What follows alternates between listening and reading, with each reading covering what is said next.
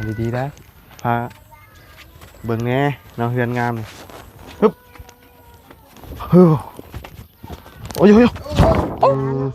ดี๋ยวออกไปหาซื้อยาหมองทาเนาะ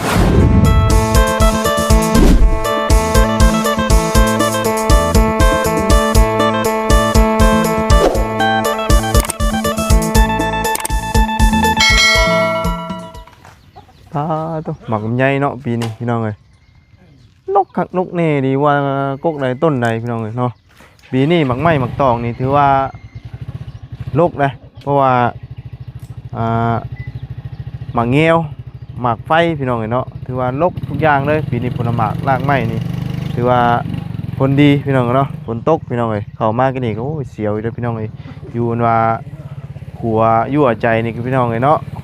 โจรโอ้ดูโจรพี่น้องกันเนาะโจรเตี้ยกันโจรยาวโอ้ยเนาะมื้อนั้นกับ FC เพิ่นก็โอ้ยเนาะว่าบุญเอ้ยว่าหาแต่แนวเฮ็ดอันน่ะตกมาบ่คุ้มเด้อหาน่ะแกล้งกับอื่นก็ได้น่ะต้องเอาหวาดเสียนจังน้อยกกมันบ่ได้สูงดอกพี่น้องเอ้ยเนาะหยอกกันก็นี่แหละเนาะพอมีสีสันในคลิปพี่น้องเอ้ยเอามื้อนี้ก็ก่อนสิเดินทางไปเซโปนจัก2 มื้อพี่น้องเนาะหลังจากมานั่นน่ะก็เป็นเดินทางไปวิระต่อพี่น้องเนาะเจอกันอยู่วิระต่อเด้อพี่น้องเนาะจักสิเป็นจังใดทางวิระเฮาก็ได้เนาะยังบ่เคยไปจักเทื่อก็สิลองไปครั้งหนึงในชีวิตพี่น้องเนาะเอาก่อนไปก็เข้ามาหาทั้งสาวพรนอนเปียกก่อนพี่น้องเนาะยังคือสิบ่นอนเปียกแล้วต่อไปนี่พี่น้องเนาะเพราะว่าเฮือนซานเราแล้วก็ตั้งจักมื้อแล้วนี่1 2 3มื้อนี้ยังบ่เคยเห็นผลงานเป็นจักเทื่อจักสิเป็นจังไดจักสิได้จักสิเซจักจังไดแนมไปเบิ่งก็สิเซอยู่พี่น้องเนาะเอาคนอื่นก็กราบสบายดีและสวัสดีเพื่อนพี่น้องกันเบิดสุขุสุคนพี่น้องเนาะพบพ่อกันฝนตกพี่น้องเนาะขาเข้ามาก็อยากเสียงในครัวมันหักมันเพมันผุมันพังหน่อยก็บ่อยากเข้ามาปานใดเลยพี่น้องเอ้ยมันอันตรายเนาะตกโอ้บ่คุ้มเนาะถ้าออกไปมื้อนี้ก็มื้อหน้าก็ว่าบ่อยากเข้ามาพุ่นแหละเนาะยันรถมันอันนี้แหละพี่น้องเอ้ยครัวมันเพไปมื้อหน้าเพราะว่าน้ำมันเซาะเลยจนตกใจกันนี่พี่น้องเอ้ยครัวออกอีเลยพี่น้องเอ้ยเนาะแป้นเฮาไตนะโอ้ตายพี่น้องเนาะเอามีแต่โดนๆจะได้ขี่รถจักรเข้ามาน้ำมูน้ำคูเอานะบาดนี้พี่น้องเอ้ยเนาะบ่กล้าเอารถเขาไตเสียงมันเลยตกมาบ่คุ้มพี่น้องเอ้ยเนาะไปจ้าพี่น้องเดี๋ยวไปเบิ่งไปส้มกันฮอดขั้นตอนนั้นแล้วเดี๋ยวไปก็ยังคือยังบ่ฮอดสายอยู่พี่น้องไปเนาะสายอยู่บ่เจ้าของเฮือนเพิ่นพี่น้องเอ้ยมื้อนี้ก็เสียงแหบๆแน่พี่น้องเอ้ยเป็นหวัดเป็นไอเมื่อวานนี้นอนแต่6 โมงพี่น้องเอ้ยเมื่อหลังจากที่ไปซื้อที่นำเบาเสียงไอ้เบาลี่นั่นมาก็เป็นนอนเลยกินยาแก้ไอยาพาราพี่น้องเอ้ยดูยังปีนยังเลยน่ะเฮ้ยโอ้ยเนาะพักเที่ยงว่าสร้างเขานี่ยู่ได้นี่ล่มหึมได้เนาะทดลองบ่ก็ขึ้นนั่งเนาะขึ้นนั่ง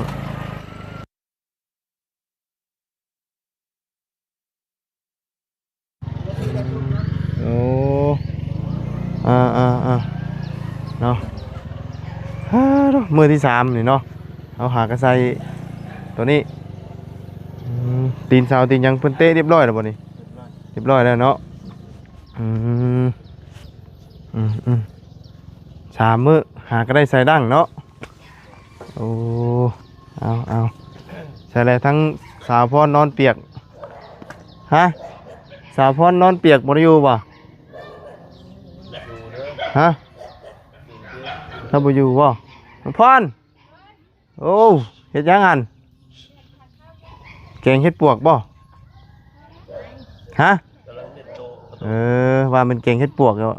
นั่งเผาหม้อคนกลุ่มๆกันแท้เนาะเฮ็ด2 คนอยากซ่าจังได๋จักหน่อยที่สร้าง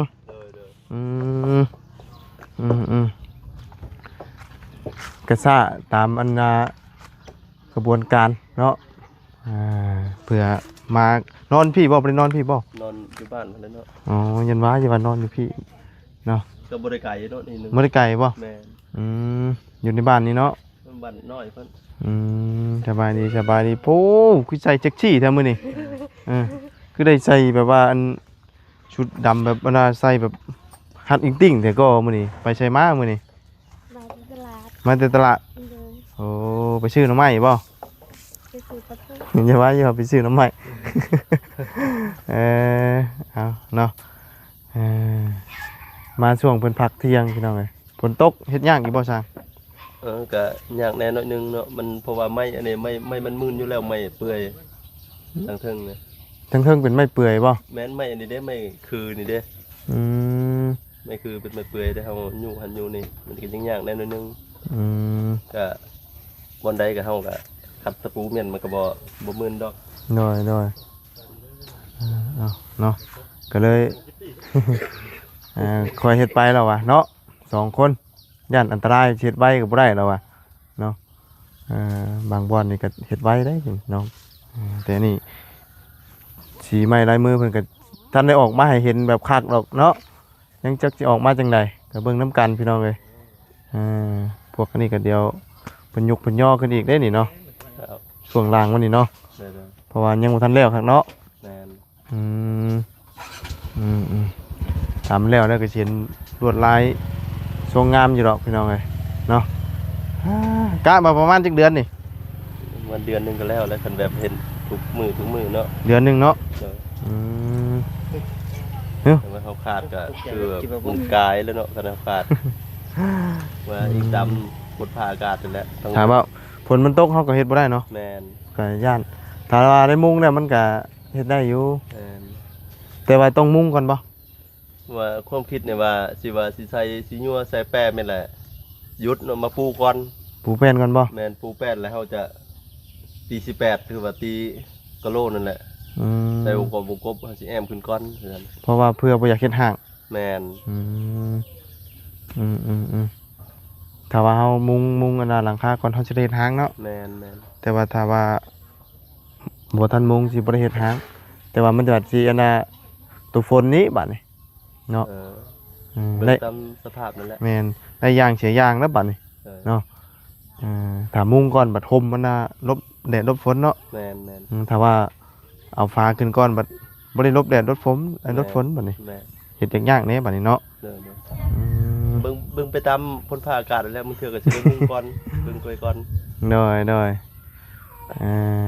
เอาก็เฮ็ดมื้อที่3นี่เนาะ อ่าสร้างบ่มีหลายคนบ่หรือว่ามีแต่2คนนี่เฮ็ดนี่ มีสองคนนี่เลยเนาะ อืม เพราะว่ายำผ่ายำพ้นยำให้ยำหน้าเด้เอาไปเฮ็ดให้เฮ็ดหน้า น้อยก็เลยบ่มีเนาะ เด้อ มีแต่ ก่อนก็ทีมงานก็หลายแล้วแต่ก่อนก็ อืมวันนี้เราบ่ค่อยมี ได้ อืมน้อยเอาเนาะอีกประมาณเดือนหนึงอันนี้ก็ห่างกัน3มื้อมื้อนี้ฝนตกนี่ก็บ่ได้เฮ็ดเด้เนาะทำมาแห้งเนาะ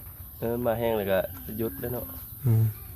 มันสิได้ใส่ไฟได้ตัดเด้ น้อยแห้งแต่บ่มื้อนี้มันตก ก็ธรรมดาเพิ่นพอดีซุ่มๆเปียกๆนั่นแหละว่าสิแห้งก็บ่แห้งบ่ปานใดดอก น้อยเนาะแต่ว่าไม่เป็นไม่อย่างนี้เหล่าเบิดได้บ่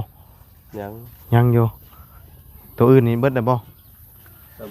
ยังแต่บ่ทันกบยังแต่18กับ8นั่นแหละ อืมน้อยแต่ว่าไม้นี่ส่วนหลายมีแต่ไม้ย่างบ่ เด้อมันย่างก็ไม่เปื่อย อันนี้บ่แม่นไม้กุ้งบ่นี่ บ่มันย่าง ไม้ย่างบ่ เด้อ อืมไม้ย่างไม่เปื่อยเนาะไม่เปื่อยนี่มันถึงน้ำมันจักมื่นเนาะ มื่น อืม มือย่อก็จะมันจีกกับปานนั้นของ มัน ตับมันชูงเด้เพราะว่าไม่เปื่อยเนี่ยมันจะโกงหน่อยนึงอะมึงเทื่อไม่บางเส้นมันจะจีกไปเลยอันนี้ ใครได้วันบ่จีกอันนี้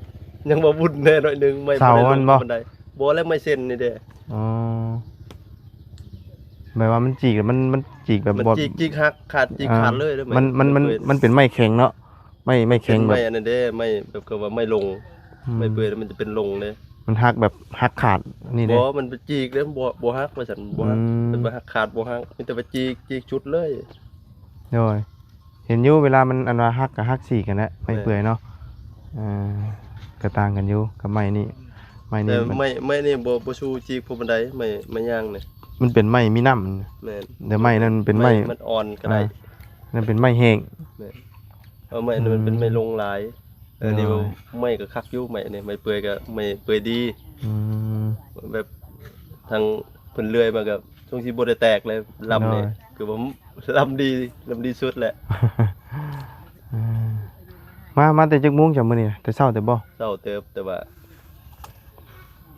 เฮ็ดกันยังบ่ทันหลายเติบ อืม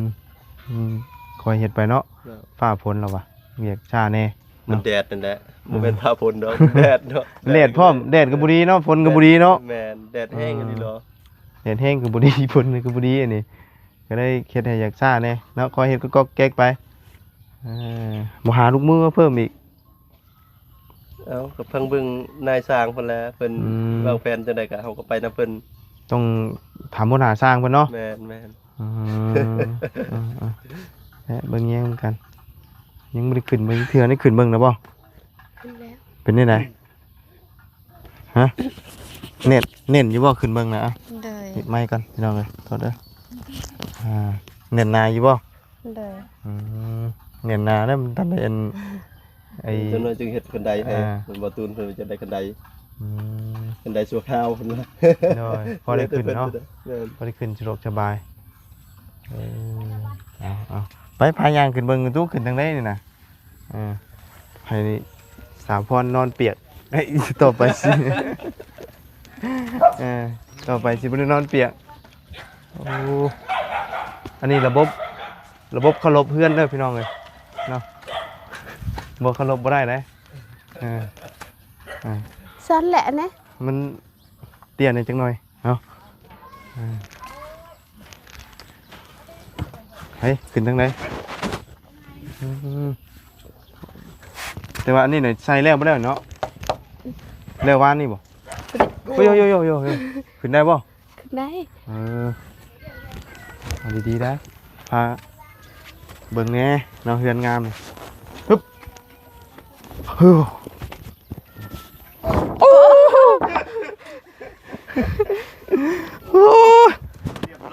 เรียบร้อยพี่น้องเลย เดี๋ยวโอ้ทางบอกเลยมันมึน บ่ได้แบบนี้ มัน โอ้ย ให้เบิ่งฮะข้างไงเขาว่าทะเลาะกันมั้ง ตลอดเกือบหมื่นเนาะ เกือบแล้ววะ เกือบ ดีแล้ว นี่เลยหมื่นนี่เลยอ๋อบวกกับบินหัวได้กินนี่นะวูบแล้วยังไม่ได้กินยาเลยนี่นะ เจ็บหลายปะ ฮะ เจ็บหลายปะ เจ็บหน่อยนึงนี่แหละ เจ็บ ตกแค่นี้เด้ ได้ลุกได้บ่ปัน ได้อยู่ เจ็บได้เติบพี่น้องบ่น่าชวนขึ้นมาเลย นี่แหละเพิ่นว่าอยู่อุบัติเหตุเนาะ เมื่อวานในทางไอบ่าวย่าเพิ่นก็ตะปูขูด บ่ เลย ได้ ขึ้นอยู่นี่แหละ มาพี่ฉันบ่ไปแล้วบัดนี้ มานั่งสิ เออ นั่งเลยเจ้า เออ เหยียบส่วนไม่แป้นแล้ว มันมืดเนาะโอ้ยขึ้นเฮือนสะพอนครั้งแรกก็เกิดอุบัติเหตุเลยพี่น้องเลยเนาะนี่ก็เหยียบนี่เด้มันมืนขี้ตมแน่จิ้ว บวกกับอันดาวินหัวแน่ตอนนี้คอกับหันมาทำนี่นะคอตกมอนเมื่อคืนนี่จักยังเป็นซัมเปอร์ปิพี่น้องเลยโอ้ เจ็บหลายเลย โหน่ามัน ขึ้นนะบัดนี้ ขึ้นแล้วบัดนี้เรียบร้อยพี่น้องเอ้ย ร้อยเสียจะได้ให้เด้อ ให้สร้างเฮ็ดกันไดก่อนพี่น้องเอ้ย กันบ่บุญบ่เจ็บคือบ่ได้แล้วบันได ขึ้นฮอดได้กินนี่ได้มันเป็นตกลงมาโอ้ยเนาะ เจ็บไปเลย เจ็บอลีแล้วบุดีเด้อเฮือนเจ้านี่ เมื่อวานนี่ก็ทางบ่าวย่าเพิ่นก็เจ็บ เนาะตายพี่น้องเอ้ยเจ็บเลยเติบบัดนี้ บ่มียาทาน เดี๋ยวออกไปหาซื้อยามองทาเนาะ มือเฮือนนี่เมียให้คักก่อนเอ้ยเนาะวูบแน่เมื่อกี้นี่ ไอ้เป็นนี่ยังคือวินหัว เป็นไข่ ไอ้เป็น มีแต่น้ำยาดมเนี่ยเอา มาโอ้สีท่านี่ อย่างว่า โว้มึงออกห้อนวูแล้วลมยาดมพอแล้วนี่เอาน้ำมันเพิ่นยังไม่ได้ปูแป้นเพิ่นว่าเป็นปูแป้นก่อนเนาะปูแป้นก่อนพี่น้องเลยได้ยังไงเฮ็ดซูช่างมันกินมื้อนี่ ว่าไปซื้อปลาทูประทานทางไอ้ทางกิน บ่ทันได้กินครับ เลย กินแกงหน่อไม้ก่อนบ่ มื้อใหม่ก็หากระต้ม หากระต้ม เลย ไปหา ไปอยู่ตลาด หน่อไม้อ่ะนะ เลย ซื้อตลาดบ่ เลย ว่าหน่อไม้ช่วงนี้มันก็ ได้อยู่ มันก็ถึกแน่เนาะพอได้อันน่ะอยู่ได้กิน ถ้าไปหาก็ได้อยู่ทำไม แต่ แต่ มัน ไปหาเห็ดแล้วมันบ่ได้ไปหาเห็ด เฮ็ดงูออกได้เดี๋ยวนี้น่ะเนาะ แล้วมันเทาแล้ว ฮะ เทาแล้ว เท่านะ เลย อืมถือว่า ไอ้ที่ทาบ่ยาพงพิเศษ ฮะ ยาพงพิเศษ ยาผงพิเศษ เลย บ่เป็นหยังดอกเนาะมันบ่ได้อันนี้ ยา เนาะ พิเศษด้วย ยา ยาผงพี่พิเศษ บ่ฮู้ทางไอ้คนซื้อมาตอนน้องผ่อนคำมันเจ็บตีนนะทางบ่ติดมันซื้อ เป็นหยังดอกโอ้สร้างประเทศบันไดให้เลยบ่ทันแล้วสร้างให้เจ็บแหละสร้างบ่ทันเฮ็ดบาดนี่โอ้ว่ามันเข็ดมันคิ้วเด้อเฮือนสาวพรนี่พี่น้องเอ้ยเนาะขึ้นมาเทื่อเดียวก็ใส่กันโลดเนาะมือขึ้นแท้ๆนี่สิบ่กูหนีบ่นี่อันนี้แค่ขึ้นทดลองเบิ่งสิได้นี่เด้อ ทางแบบบ้านอ้ายขึ้นเฮือนใหม่เพิ่นเฮ็ดจังได๋เนี่ย ฮะ ทางบ้านอ้ายขึ้นเฮือนใหม่เพิ่นเฮ็ดจังได๋เนี่ย เวลาขึ้นเฮือนใหม่บ่ เลย ก็มีผ้าขวัญ พอขวัญข้างใน แม่น อ๋อ ผ้าขวัญน่ะอิงตามแล้วแต่ผู้เพิ่นมีหรือบ่มีผู้บ่มีเฮาก็เฮ็ดซ้ำเฮาบ่มีบ่ต้องเฮ็ดผ้าขวัญเนาะมันก็ขึ้นอยู่อันนี้กันแต่ว่าสิมีอันแบบเฮ3รอบเวียนเดือนนี่ แต่ทางบ้านน้องบ่เคยเฮ็ด บ่มีบ่ แบบบ่เคยเฮ็ดจังซั่นนะ อันแบบอันว่านอนใกล้ขันก็บ่ได้มีบ่ นอนไกลคัน อ่าน อนจังได๋ไกลคัน เอานอนแบบว่านอนนี่เด้หลังจากที่เฮาเฮ3รอบแล้วน่ะมันนี่มันสิมีอันอิตาพามเพิ่นเนาะเพิ่นเฮ็ดมานอนห่มผ้าแล้วก็มีไก่ขันโอ้โอ้3เทื่อแล้วเพิ่นก็ตื่นบัดนี้ไกลหรือว่าคน คนนี่แหละ บ่แม่นไก่ดีดอกดอกไก่คนนี่แหละ นั่นแหละคือวิธีขึ้นเฮือนใหม่เด้เนาะโอ้โดยสบายดีไอ้เฮ็ดบุรีเด้ออันเฮือนนี่เด้อเจ้าเฮ็ดบุรีปานใดเด้อเฮือนนี่เขาขึ้นมาแล้วเจ็บเด้อมันมึนตกเมื่อกี้นี่ เกือบไปตกเกือบ ฮะขึ้นมานี่แล้วนี่ขึ้นมาแล้วตกจ้ำจักแล้วเห็นหมู่ขึ้นมันคือว่าได้อยู่เนาะบัดสร้างขึ้นอยู่สูงอยู่คือเป็นตกเฮาขึ้นต่ำคือตกเนาะแล้วผมบอกอยู่อาชีพไปอาชีพมันเนาะ จางก็เฮ็ดเพื่อนหลังนั้นเกือบตายเด้อพุ่น บ่ จางเฮ็ดเพื่อนหลังนั้นบ่กันทีมงานเนาะ ตกนี่บ่ ตกในหลังคาพุ่น ป้าตูอันนั้นแบบมันมื่นบ่นั่นก็ได้ จักบ่ฮู้นำเพิ่นแล้วเท้าบ่เด้อเท้าพอผม ถือว่าอันตรายอยู่ได้เนาะเฮาอยู่สูงคือว่าเนี่ยอุบัติเหตุนี่มันเกิดขึ้นได้ทุกมื้อดีใดมันบ่ได้เลือกสถานที่เนาะคือผู้เฒ่านี่ก็ตกอูสึกยังตายเพิ่นว่าอยู่เด็กน้อยตกบันได5ขั้นบ่เป็นหยังเนาะแม่นบ่เคยเห็นบ่ฮะอ้าวเด็กน้อยตกนี่ตกรถนี่เด็กน้อยอันหากับอันเกิดนี่บ่ตายบ่ บ่ตาย โยนลงก็บ่ตาย บ่เรือนั่นน่ะไอ้ด้วยตกเองนี่นะ ด้วยตกเองนี่ตายยากเลยเพราะว่ามันมีอย่างคนอื่น ใหญ่เนาะต้มใหญ่เนาะ ผู้เฒ่าเห็นเด็กน้อยตกหลายเทื่ออยู่เลยมันบ่ตายมันผู้เฒ่าตกบันไดขันเดียวนี่ตายเด้ เพราะว่าพอตกมันขาดมันตายพอตกไม่ตกไงไว้ แม่น นับขันมาดินับขันเอา ได้สำเร็จ ได้หรือเปล่าโอ้เอาอีกคันหนึงเราจะได้ยางลงเลยนี่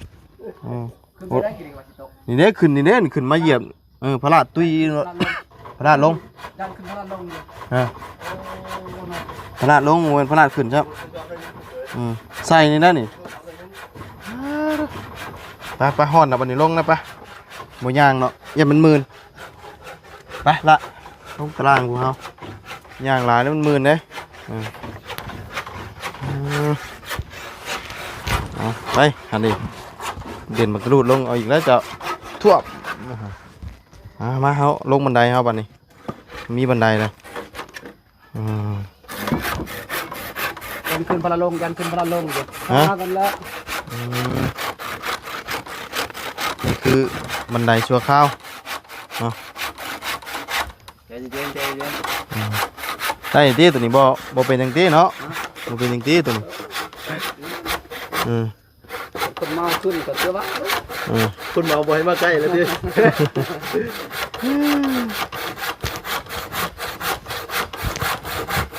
แดดออกแล้วบัดนี้ร้อนแล้วบัดนี้เนาะ มาไปซิโน่ แม่นเดซิโน นั่นแหละที่เนาะ เอาได้แล้วเฮาลงก่อน ใส่ก่อน เอาใส่อีกคันหนึงเอา ยันเจ้า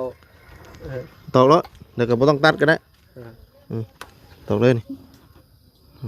เอามันซัวแล้วนะยันขึ้นพระลงยันขึ้นพระลงคือเขาแล้ว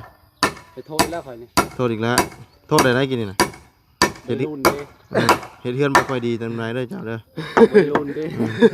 ฮะ ไปรุ่นดิแข่งข่าวไปรุ่น นี่เด้อนี่เนาะ โอ้ มันก็หลายเติบด้วยเนาะเสียหายเลยดิ เสียหายแล้วบ่น่าเลย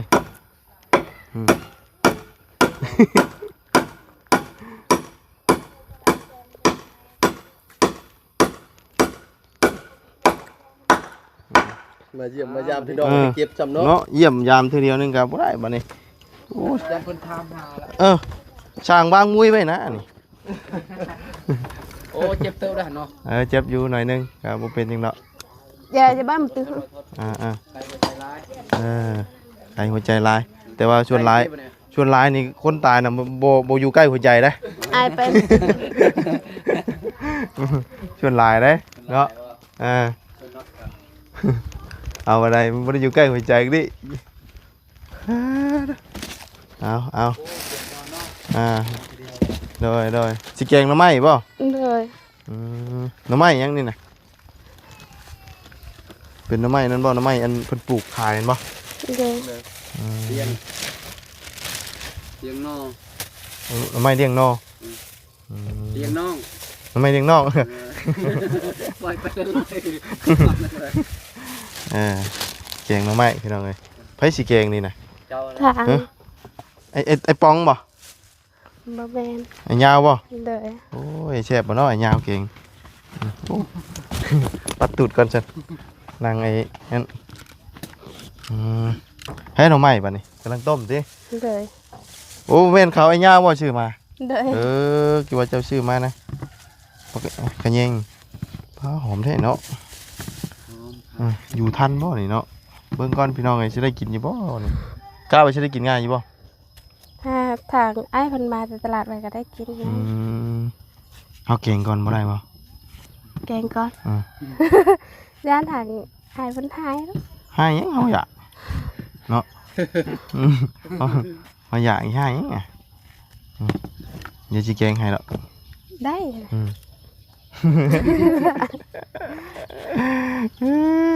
มันสิยากยังเก่งหรือไม่เนาะน้ำไม่จืดเลยก็เอาไปน้ำจะย่างเบิ่งนี่ก็แล้วเลย น้ำจะนั่งมีแล้วเจ้ มีแต่บ่ได้ต้องเอ็นนั่นอีกบัดนี้ น้ำขี้มือได้ นั่นขี้มือล้วนๆได้เนาะบัดอันว่าอันยัง เอาอันว่าอันเอามืออันปุ่มน้ำมากินเดียดดิบ่กินแบบนี้มันสิมีดอก ยังไงใส่ อ่า มือดอก จากกำลังเล็บดำๆดิ เออ เกี่ยงคักมันยังโอ้กินนะบ่มันร้อยชางมื้อนี่ กินแล้ว ใครอยู่เฮาบ่ได้ชื่อมานะเรามีแต่ขนมหวานได้กินบ่ขนมหวานไปหาขนมหวานกันเด้อไปถ่ายจะข้าวอะไรอ่ะแดด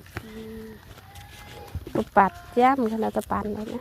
ให้ขนมหวานให้สร้างกินก่อนเพื่อเราจะได้เร่งมือตอกต่ำจะได้ไวเนาะเอาจีวานแบ่งปันกันกินเด้อโดยและกินน้ำกันนี่แหละเนาะแซ่บได้นี่ นั่น ของหวานนี่เอาเป็นกัน ลองก่อนบ่ได้บ่ กินแล้วแหละเนี่ยกินน้ำกันนี่แหละชื่อมาเนาะชักกี่ชื่อยังพี่น้องเลยนี่ได้นี่ยำอยากเข่าแห้งเด้อ มีแห้งเลย นี่แห้งขนมหวาน ใจทีมงานเด้อ เลยมีนั่นเนาะ นมบ่ มีนมตุยแห้ง รุ่นนี้บ่ใช้นมก็ได้รุ่น ข นี้ นมกินกับเพ แต่ แซ่บ แต่ว่ากินแต่มันก็แซ่บอยู่นะเพราะมันหวานเลยเด้แต่เฮาบ่ค่อยมักปานใดของหวานนะเจ็บคออยู่นี่ อันนี้มันมีในนวลน่ะบ่นี่นะ มีหนึ่ง มีนวลเดี๋ยวเนาะไว้อยู่ได้นี่โอ้หวานแท้ ของหวานมันชื่อนั้นทำหาแล้ว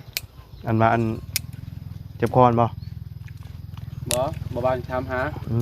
กินของหวานนะ เมื่อวานนี้บ่ได้ยากเลยคนสิเป็นนี่มันเป็นอยู่เด้บ่กินก็เป็นเด้มันมีเบาหวานตุ้ยเบาหวานแห้งเด้เนาะเนาะเอามื้อนี้สิขึ้นดังก่อนบ่ขึ้นดัง ไม่ได้ใส่ชิ้นยั่วเลย เลยนัว สิยัวเลยบ่ดังนี่ใช้ได้แล้วเนาะใส่สิยัว ก ยั บ ง ใหม่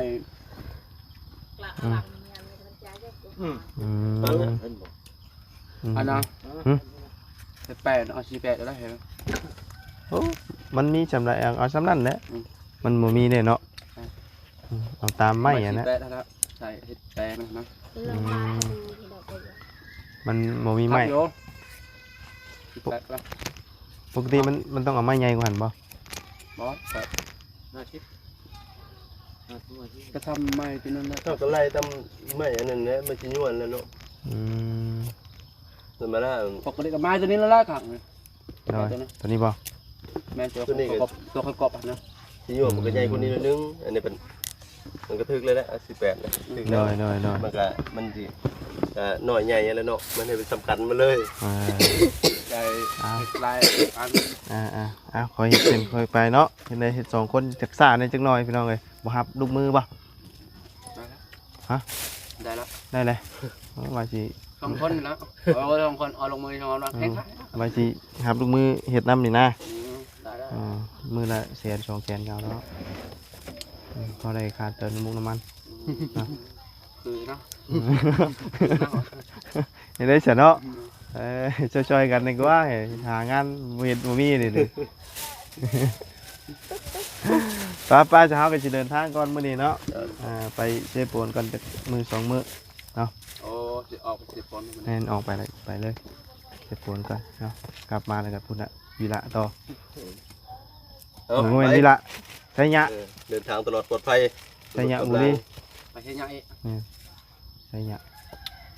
อันนะเพจจองอัน YouTube จองบุญ